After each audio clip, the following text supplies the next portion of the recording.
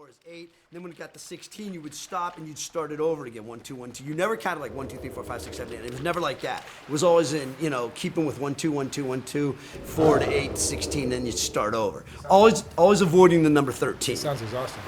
Oh yeah, and that sounds like messed up, but that's like nothing to what it actually ended up turning into. And I always thought that, you know, this is something stupid, ridiculous. I'll stop doing this in a couple of years. I'll stop, and it didn't stop.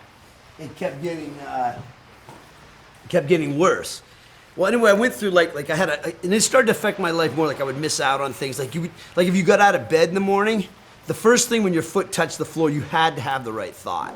Okay, if you didn't, you'd have to get back in bed, touch the floor again, and start over. And again, it was always in that same sequence. It was never just once. It was always in that same sequence of 1, 2, 1, 2 to 4. You had to avoid the number 3 because I felt like there was something like a contaminant or something in my mouth. I'd like keep spitting it out. I would walk and have to touch the floor again. But I always thought that.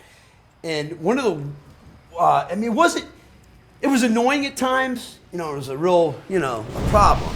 Okay, but it didn't start to really get bad until like I started going in towards my high school year. So I started getting down. That's when, now I had a kind of like a remission, like in the 8th grade, where it went down, and my grades went straight up. I was like getting A's now.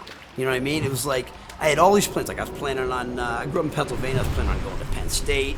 You know, I was either gonna probably major in law, probably into politics. You know, I had it all figured out. But then once I hit high school, it got bad. It got really bad. Also, if you haven't noticed, I'm a professional clown. You know, how fitting is that, though? You know, you always figure like the clown, what's behind that painted smile? Yeah, it's really a crazy person.